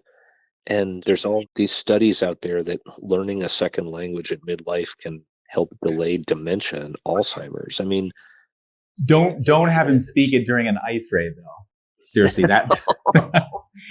I mean, they're literally using that as a proxy for how foreign you are. As a side note and a little bit of snark, I would say that if I had written my constitutional law exam in law school asserting that the things this administration does were constitutional, I would have failed con law. I would have failed it with extreme prejudice, and I would have deserved to fail it. Of course, it's also true that the people who taught me corporate finance in the 90s at the Ivy League school asserted that because, there was a time value of money and an inherent time preference, it was conceptually impossible for the risk-free rate to ever be below zero. Ha ha, right? So, like, sometimes the world changes in ways you don't expect. But no, that's just a little aside to say that as a lawyer, and I was not a particularly deep thinker about constitutional law, and I grew up to be a trust and estates guy and not a litigator.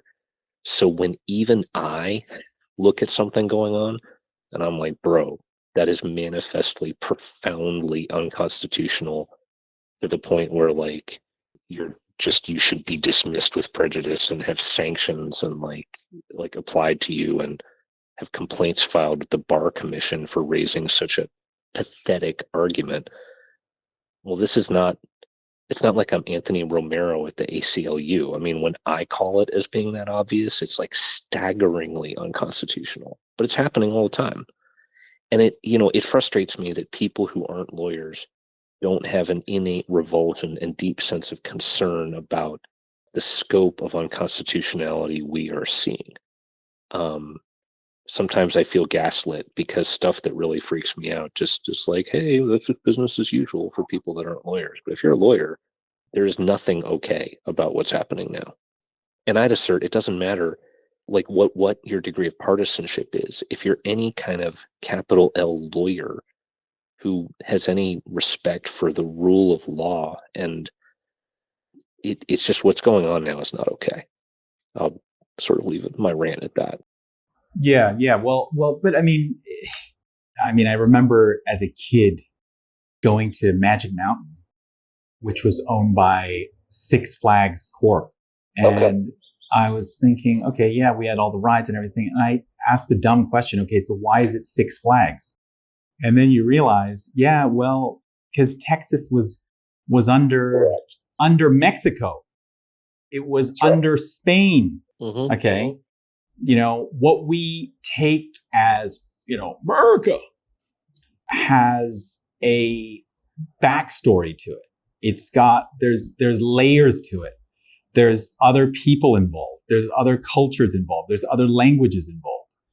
I mean, it's as if we unwittingly are trying to mass deport ourselves and our own story. But in speaking to your point, though, I mean, for your kindergarten age child, exercising the second language, a facility, I think that's a great framework. These are cheap options. You can accumulate as many of them as you can afford. And if the metric is the cheapness, then just stack them up. Just stack them up, because if they're out of the money, you know what? What difference does it make? They're that cheap. And then you put them into this options inventory, you catalog them, you wait for a rainy day. And if the volatility, changes, the strike price gets more attractive, and you look at your inventory and then you say, okay, well, we've got 2 for this scenario, 5 for that one, 7 for this one. And you strike. That's right. Yeah.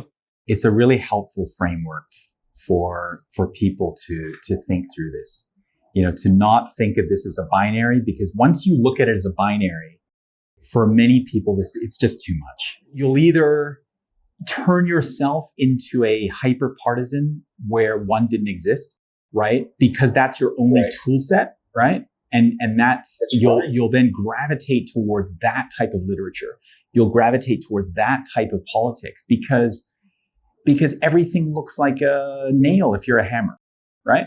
Yeah, sort of going back to the Biff Tannen essay, there's a footnote there to Exit, Voice, and Loyalty by Albert Hirschman. Really foundational kind of academic and analytic work on what systems under pressure do, right? There's voice, which is basically protest. There's loyalty, which is, well, I guess I'll support what's going on. And there's exit.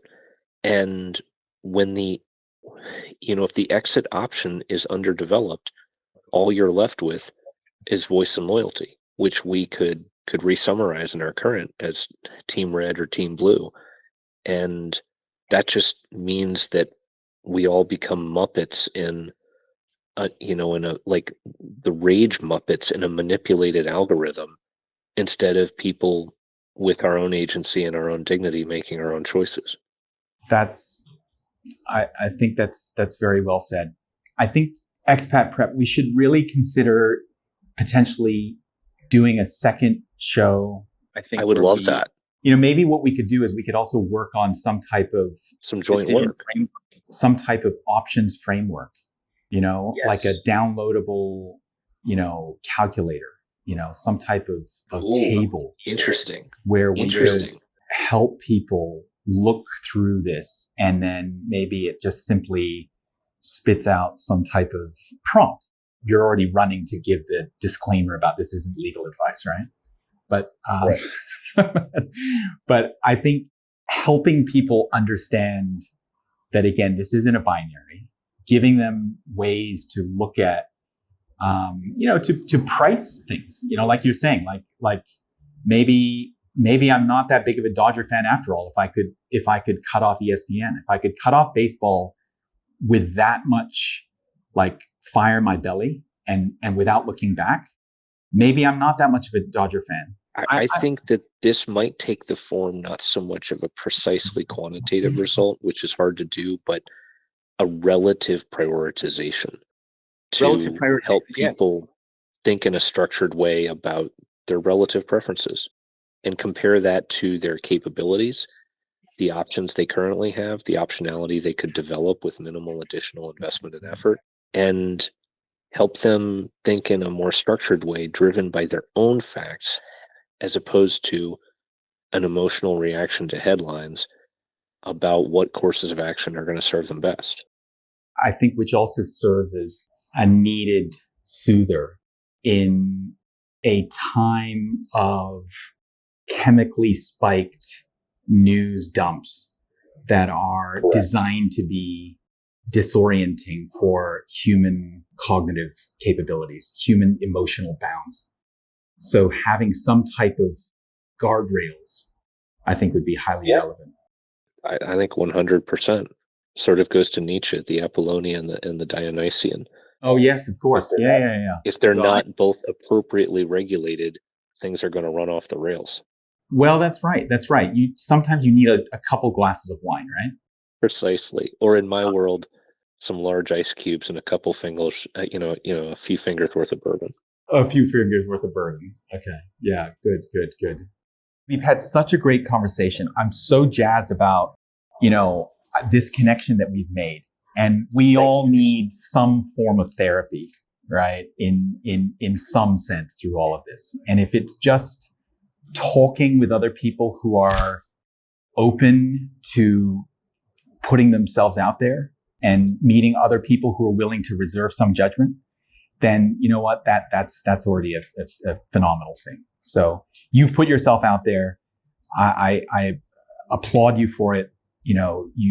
There's a intellect there, but the most important thing is it takes guts to do what you're doing, and you've got, you've maintained your anonymity. I'm going to protect that.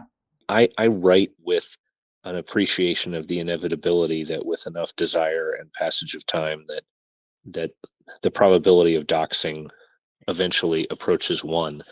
And I write with that in mind. I write things that I can stand behind, and the commitment we make to support Freedom House with 10% of our net earnings, I think speaks to the underlying values and purposes and the inherent, although we are responding to a very partisan environment, I don't believe what we're doing is particularly partisan. I think it's about order, liberty, and human dignity, and decency and civility, and increasing human autonomy and optionality. And I'm proud to stand behind that. But I also realize we're living in a very politicized time, and that the consequences are high. And I serve clients across the political spectrum, and I'm honored to do that. And I don't want this zone of what I think about to be a distraction to some of the other areas of my life. And I certainly would not welcome the arrival of difficult consequences and outcomes for my wife and child. So I appreciate the anonymity while I have it. And if the day ever comes when I don't have it, then I'll stand behind what I've written and what I've said. Absolutely. Well, with that, I think let's do a round two and let's do some practical stuff. And I'd love to maybe even run down a list of some countries. Well, as long as you are tolerant of a boring amount of disclaimers, because a part of my discipline and ethos is when I have convictions and I'm speaking with an appropriate degree of actual knowledge, then I will express an opinion. But other times I just want to have appropriate epistemic humility about, in other words, I'm cautious about overly advising about things that I don't have sufficient knowledge. But it's always fun to gossip and share perspectives about various countries. So I'd love to do that. I can be very upfront. This is like Real Housewives of global asset and citizenship arrangement. We don't have to have any. You can have the initial global disclaimer, and then you can have as many individual disclaimers as you want. You can just stamp asterisk through the whole show. Could we find people to do this with in a group that would be like the Expat Podcast equivalent of the Southern Charm Cast? That would be great. I mean, I think we'd have to fight over who would be Shep and who would be T-Rav, but it'd be hilarious no matter what. All right. No, and the pop cultural, the sort of intramuscular pop cultural references and literary references are highly appreciated. So, Oh, it's just been so much fun. And Jason, I want to take a moment to give you some credit because we haven't met in person yet, and I look forward to that, and I look forward to talking a lot more. But you're a very unique and very, very talented and unusual person with an incredible breadth of knowledge and insight and generosity of spirit. And I just, it's a big world out there, and there's a lot of people in it, but it is very rare that I've come across someone like you, and I'm so grateful that that's happened. well, thank you again for, just bringing your good humor, spirit, and, wealth of knowledge onto the show. And let's look at this as a beginning of a series of exchanges, and really let's take it from there. And I extend my hand. If there's anything I can help with, having contemplated many of the sort of underlying, when you talk about the quote unquote underlying, I know exactly what you're talking about. So well, please, that is much appreciated, and that'll unfold as we continue the conversation. All right. Thank you. Thank you, Expat Prep. Thank you, Jason.